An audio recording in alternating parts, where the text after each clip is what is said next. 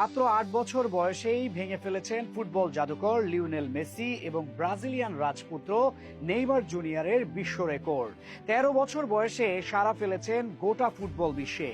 এমন এক বিস্ময় বালকের দেখা পেল ব্রাজিল ফুটবল দল, যাকে ভাবা হচ্ছে আগামী দিনের নেইমার হিসেবে। ঝাঁকড়া চুল, নিখুঁত পায়ের জাদুর সঙ্গে আছে অসামান্য প্রতিভা।